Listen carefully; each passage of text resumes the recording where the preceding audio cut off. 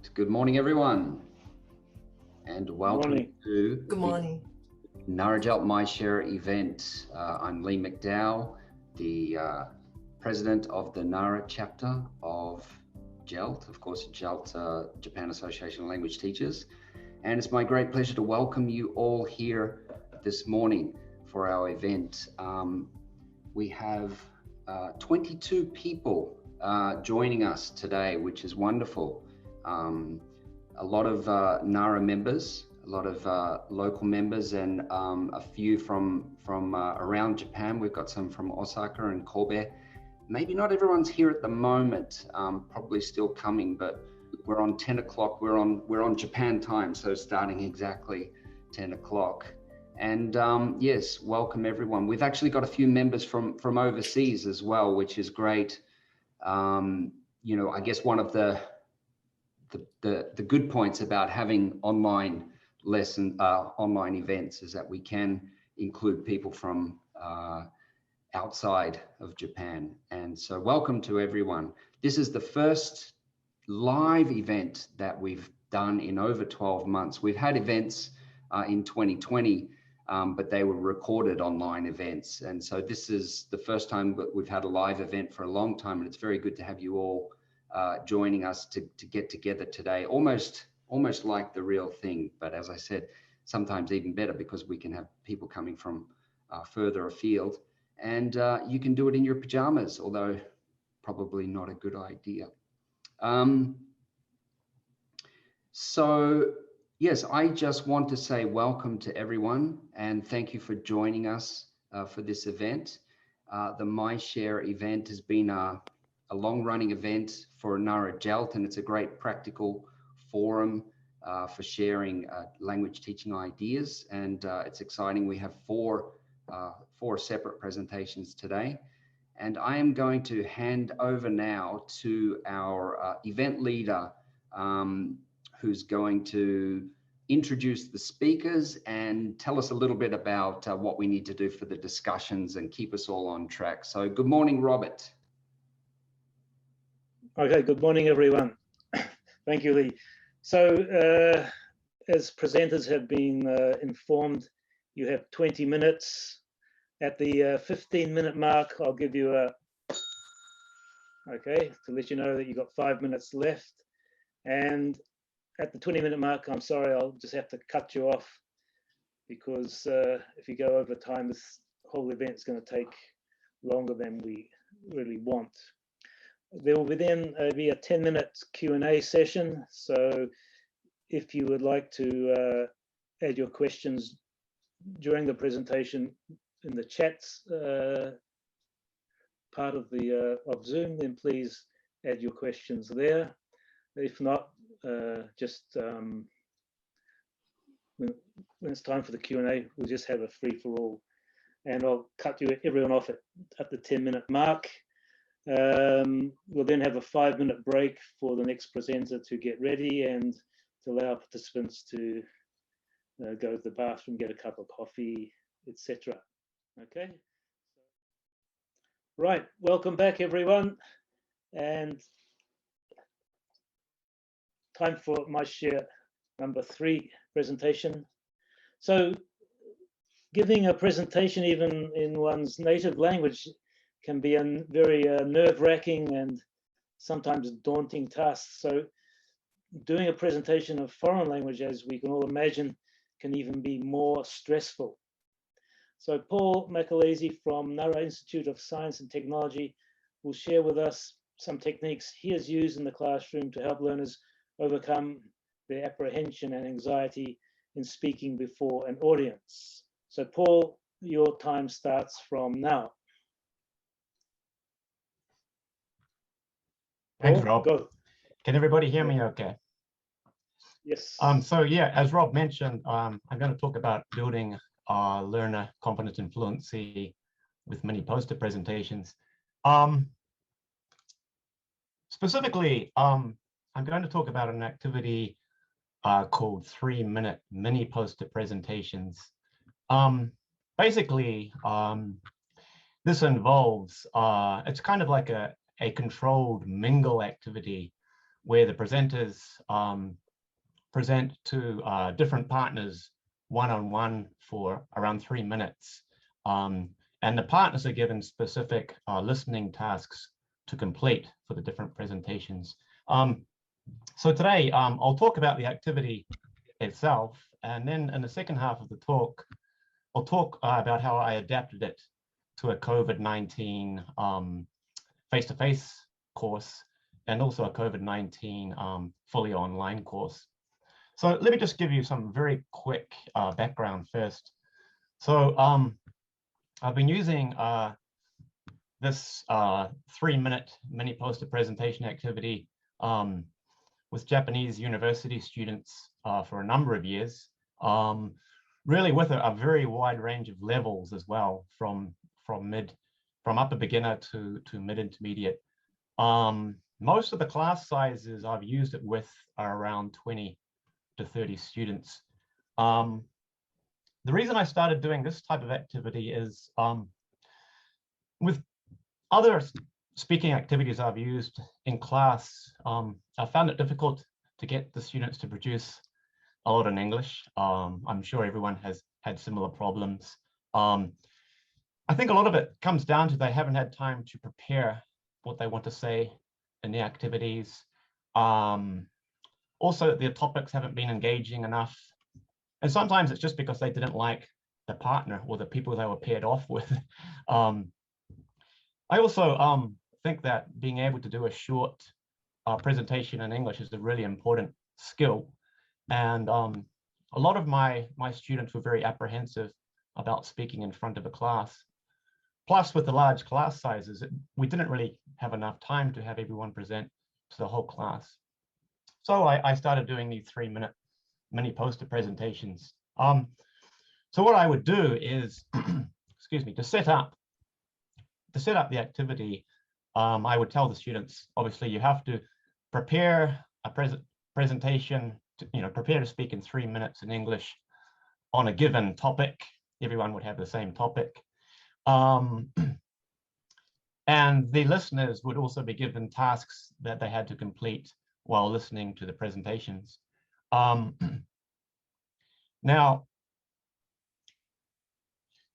the thing about this, they also had to prepare and print out an A4 sized paper with a number of photos or images on it to help them present in the presentation. So the posters would just have the title of the presentation with 4 or 5 images or posters. Here's an example I gave of a poster that I had students make on a topic. So the topic in this case was one I used with a previous university. These were quite low-level students, probably around upper beginner level. And the topic here was a place I traveled to. And so the students had to choose 4 or 5 photos to put on their poster, print it out, bring it to class, and obviously talk about it for 3 minutes without using any notes. In this activity, I told the students that they would be evaluated based on their delivery. So things like, eye contact with the listener, rate of speech, body language, and so on. So I told them, obviously, that they had to prepare and also practice a lot before the presentation day. And then also, this is an example of a form I gave them for listening to other student presentations. So it's just very, very simple. It just gets them to complete the name of the presenter and the place that they traveled to in this example. And then on the presentation day itself, I would divide the class into 2 groups. Half of the students would be presenters. The other half would be listeners. And I would have the presenters stand equally spaced around the perimeter of the classroom. Then I would assign each presenter 1 listener, and then say that so that they do their presentation to their partner. And then after 3 minutes, the alarm will go, and the listener students had to move 1 presenter to their right. So every 3 minutes, the listeners here would rotate clockwise around the room and listen to another presentation. Does that make sense? And then halfway through the activity, after each presenter had presented to a number of different listeners, or maybe all the listeners, then I would stop the activity and I would get I would switch the roles of the presenters and listeners. So the listeners will become the presenters become the listeners, and then continue again until the listeners, the new presenters have presented to a number of different students. And then I would finish the activity and go on to the feedback as one group. During the activity itself, as the teacher, I would just be sort of wandering silently around the room, monitoring and evaluating the students presenting. And obviously also I would be the one that's setting the timer every 3 minutes for the the listeners to change to the next presenter. I often found it quite useful to use an iPad and a touch pen to make notes for my feedback. I actually use the Teacher Kit app. So I just take a screenshot of the Teacher Kit app front, which has with the students' photos on it already, and I plug that into a note-taking app, and I just write their feedback on their photo, which makes it pretty efficient. Obviously, you could do that in a paper version as well.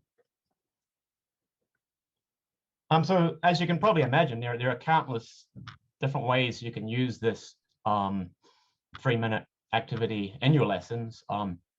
I generally use it as a sort of a review task to review some content that's already been done in the lesson. But in my present university now, a lot of the English courses have a extensive reading program incorporated.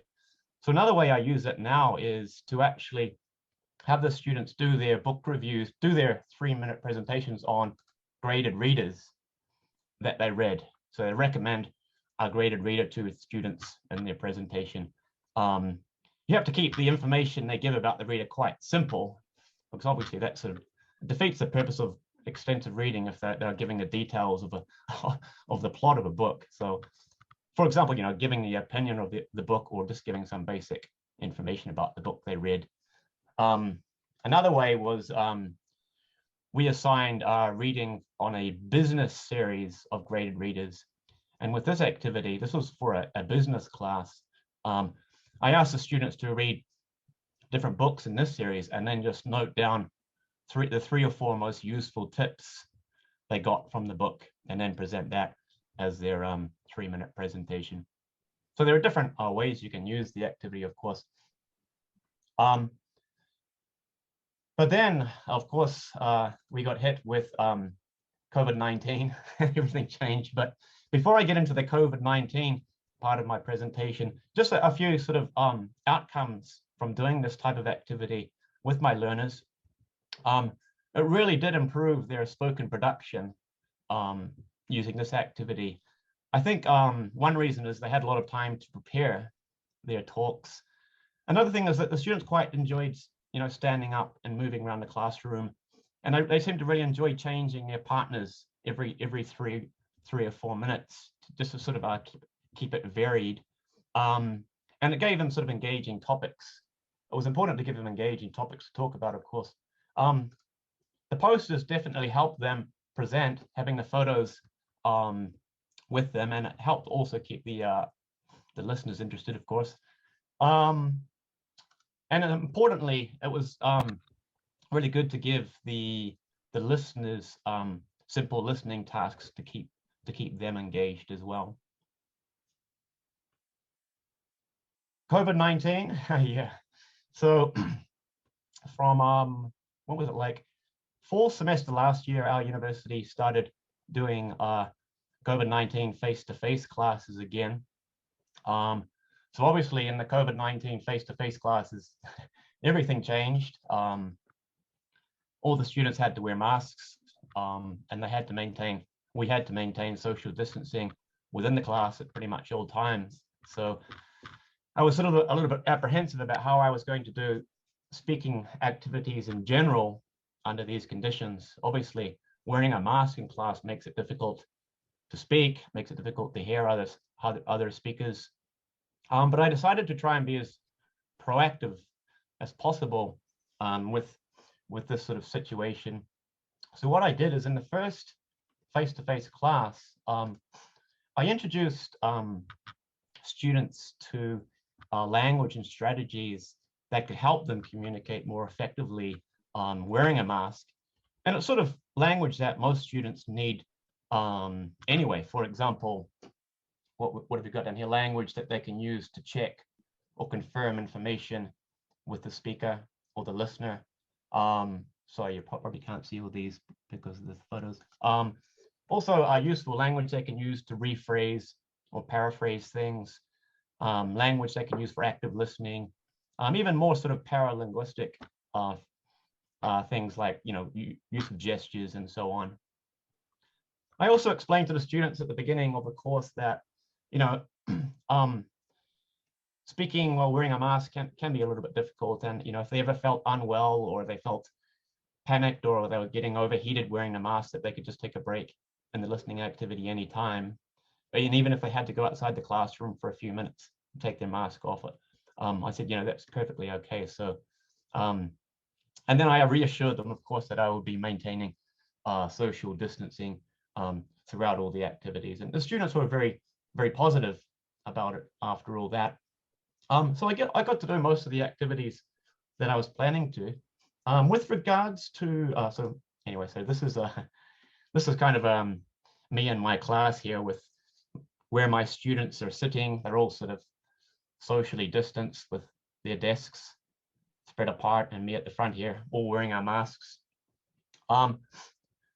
With regards to doing the 3-minute presentation activity, I thought it was going to be difficult with this number of students to maintain social distancing with them all moving around the perimeter of the class, presenting to a number of different students. So what I did is I divided the class into groups based on where they were sitting. So just small groups of 3 or 4.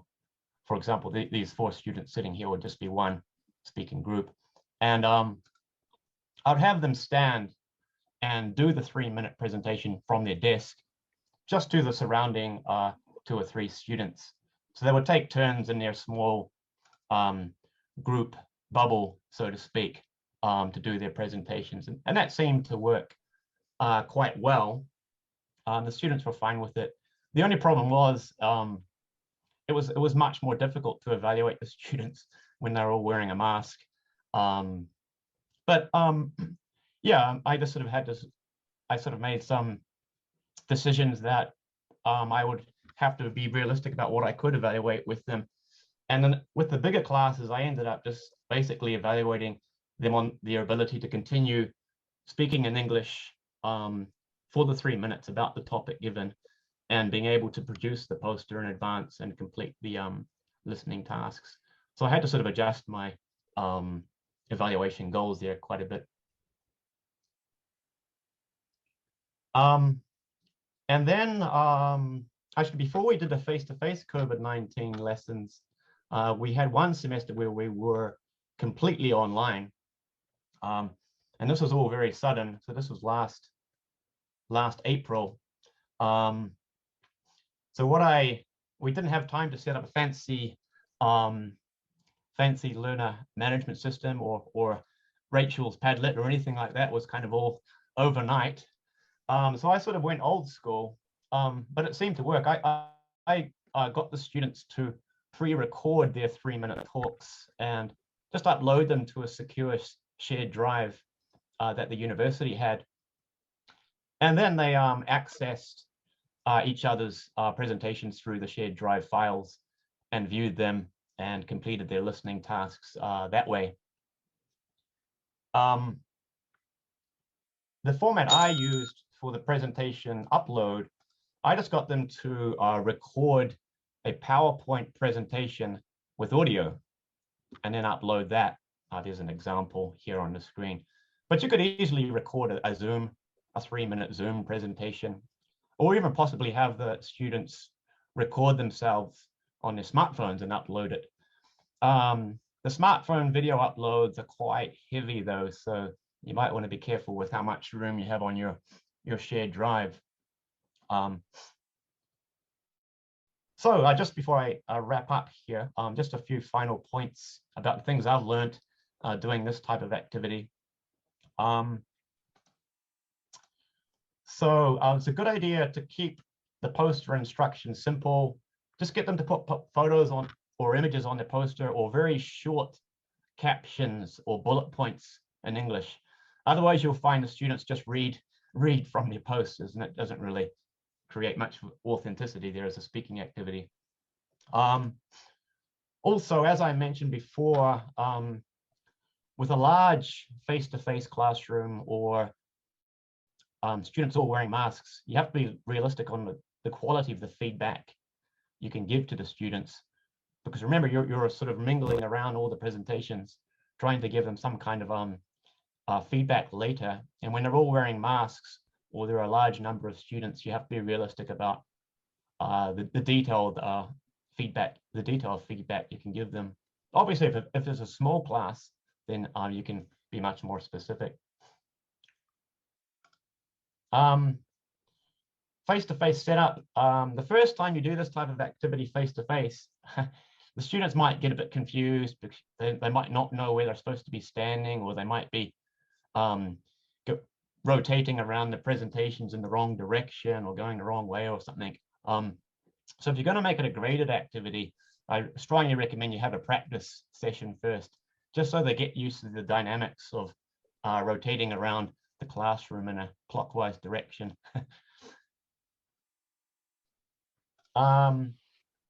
And yeah, the mask strategies, the students seem to appreciate that, and introducing them at the beginning of the course, saying, okay, so we're all wearing masks.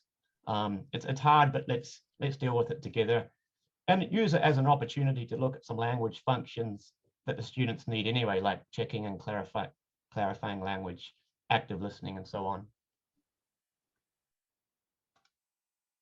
If you're going to do the online thing, probably some of you have already done this, but if you're going to be getting students to upload things or create recorded PowerPoint slides, make simple instruction manuals in advance with screenshots, and then give it to the students before you start the course. It'll save you a lot of time later with students saying, oh, I don't know how to upload this, or I don't know how to create this type of presentation. This will save you it's a little bit of work at the beginning, but it'll save you time later. Finally, the templates and presentation examples, and also the COVID-19 speaking strategy slides of all, you can all download. You can download all of them from this link here if you want them. This link goes to my website, paulmarker.com, and I'll keep the link open for about a week. So if you want to download any of the materials and edit them, feel free to do so. If you're interested in oral presentations in your classrooms, I've also put in a proposal for to do a talk at the JELT 2021 National Conference. Feel free to come along. I'll talk about more ideas for doing oral presentations, particularly about how to evaluate and peer evaluate. So anyway, before I completely lose my voice, I'll finish up there. So feel free to let me know if you have any questions. Thanks. Thank you, Paul. Spot on. Spot on. Oh, really? Is that 20 minutes exactly? 38 seconds left. Okay, thank you, Paul. So let's now open it up for 10 minutes of Q&A. So if anyone has any questions, let's start now, please. Go ahead.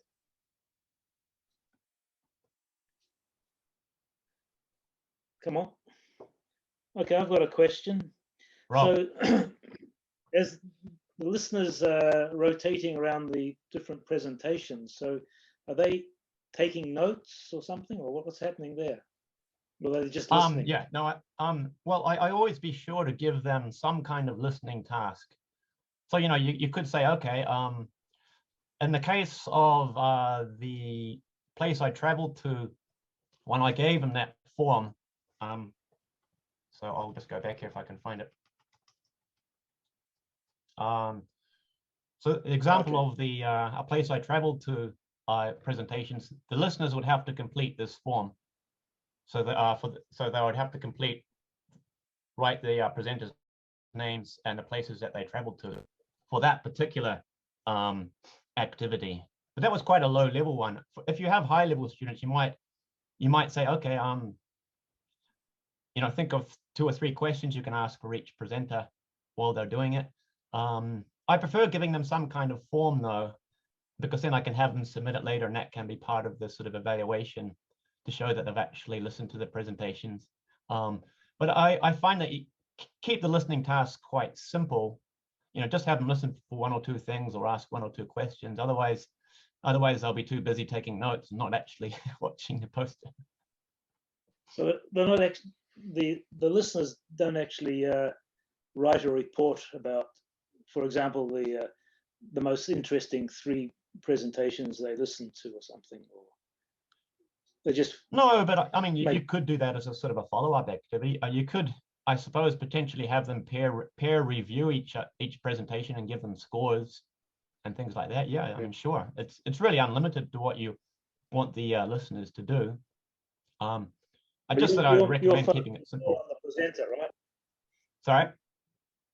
Your focus was more on the presenter more than and giving the focus is more on the presenter, and then just giving the listeners something to do to keep them engaged. But yeah, my evaluation was more focused on the presenters. Yes.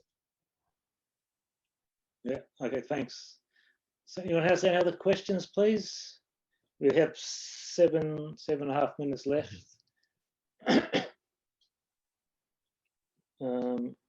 So this class is actually a presentation class, is it, or is it part of a... No, these ones are not. These are just basically general communication classes.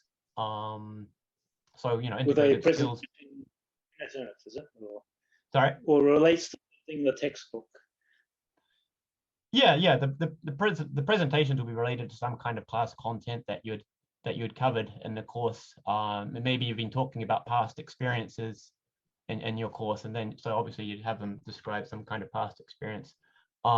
These particular activities were just part of a general English communication class. Yeah, and I actually, sorry. How many presentations would they do in one semester then? Usually with this, I'd have them do a couple. I would do this activity twice per semester. And I actually usually make it part of their in-class test. So I'll have an in-class test, 2 in-class tests each semester. And there will be a paper version of the test with, it's a more traditional style test. And this will be the speaking part of the test. So the score for this presentation will be part of the test. Not the entire score though, because I think it's a little bit difficult to give them, as I said before, very, very specific grading when you're trying to evaluate everyone at the same time. So, but I often make it part of the test though. Okay. Yeah. Any other questions out there, please? Yeah, I have a question. Sure. So there's a pop-up question. Do you want to do that one first? Either or. This is really interesting. How do you get a lower level to speak for 3 minutes? Good point. I'm wondering, it out? This was my question. Are they writing out their presentations or? No.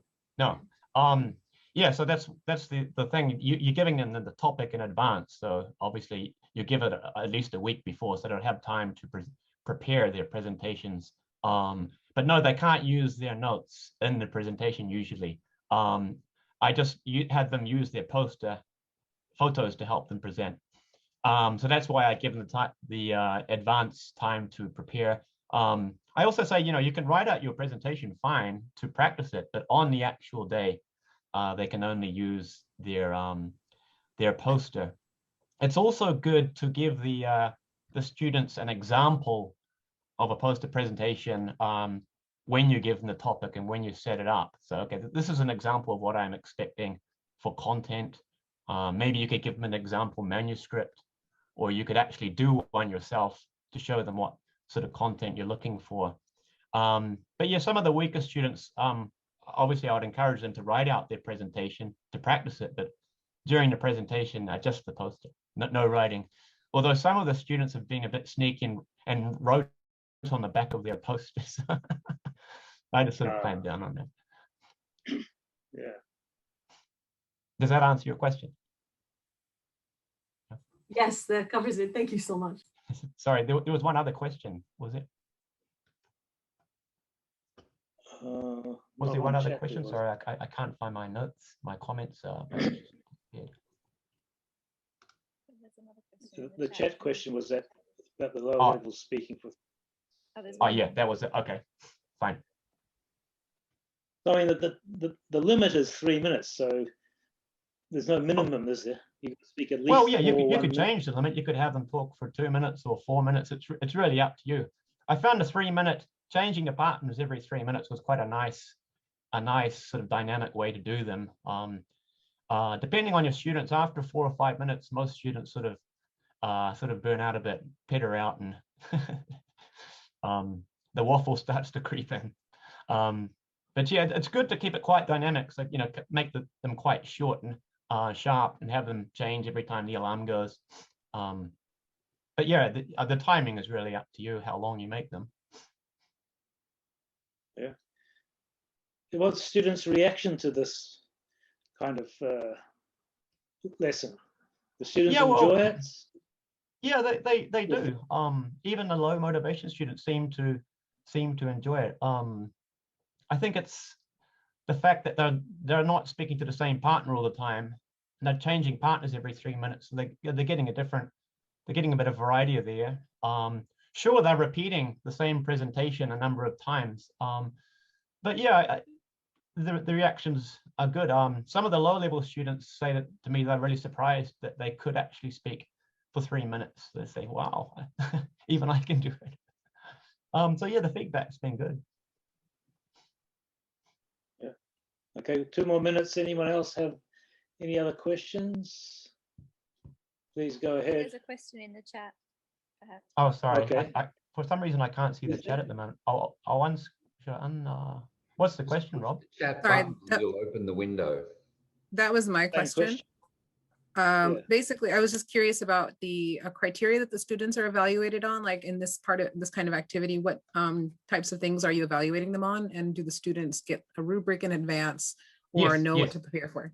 Yeah, that's actually a really good question. So obviously you decide what you want to evaluate them on for your activities. But it's important that they know in advance how they're going to get graded for these activities. For example, am I just going to get graded if I can speak an L2 about this topic for 3 minutes without using L1, or am I going to get graded on how well I can deliver the presentation, eye contact, body language, and so on, or am I going to get graded on how well I organize my presentation, for example, signposting and linking? You sort of have to choose that yourself at the beginning and let the students know. My example there of a place I traveled to, that I told them in advance, okay, so you're going to be graded on your delivery, and explain to them what delivery meant. And also they'll get graded on preparing the poster and printing it out in advance, and also completing their listener sheet. But it varies. I vary the grading criteria depending on the group. But yeah, you need that, of course, because otherwise the students are like, well, how am I getting graded for this? I have a follow-up question on that. In the in-person classroom, when you're in class and everyone's speaking, I have found it really difficult, especially when you have a really quiet student who, despite all her best efforts or his best efforts, just won't speak a little louder than some of his peers or her peers around them. And it's really hard to just listen and grade. What do you have any tips or techniques that you found that work to really hear that student and get a good evaluation on them? Yeah, that's a challenge of doing this type of activity. It is. Please. Sorry? Answer in 10 seconds. Oh, okay. Yeah, Rachel, stand closer to the student. But it is hard to hear sometimes. You can ask them to speak up during the activity if you can. But I try to have the groups spread out as much as possible in the classroom so I can sort of sneak in between them and stand really close. At the beginning, the students feel a bit awkward, you know, why is he standing so close to me at the moment? But it's okay, let's wrap it up then. Okay. Thank you. Thank you. Paul. Yep. Thank you. Thanks a lot, Paul. Yes, and thank you again, Libby, and to all the presenters today. It was very interesting and very informative, and really great to be back in a group together, although it's remote. We're not in the same room, but this is certainly much better than nothing, isn't it? So thank you again to all the presenters for your time, for your efforts. I mean, traditionally after our event, we'd go out and have a nice lunch. Actually, Nara Gelt in April, we'd probably go out into the park. It's always a nice place, and have a little picnic in the Nara Park. But unfortunately, we have to still be patient with that. But as I said, I mean, at least we can have this kind of interaction, which is very valuable for me, and I think I can speak for all of us. So thank you, presenters. Thank you also to the officers. There's a lot of effort that goes into these events, a lot of time, and thank you to everyone involved there, and also to participants for joining us today from near and far. It's really good to see you all, to have you all here with us, and we look forward to more participation in the future. I don't have the next event to announce, but you'll be in our network, and you'll be finding out shortly when our next event is on, and then we look forward to seeing your faces again, probably online for some time, but hopefully in the not too distant future we'll be able to get back together again in the same room. I think we'll still actually, you know, after 2020, I think we'll still keep that online element to be able to have people like Jean is coming from Chicago, which is really a new, I guess, a new adventure for Nara Gelt, to be able to welcome people from overseas and all over the world. It's great. So once again, thank you to everyone. And I'm going to leave this meeting open just for a little bit more, and ask the officers to stay on. But if you're quite welcome to continue the chats here. But I'll close this MyShare Nara Gelt event by once again saying thank you very much, and see you next time.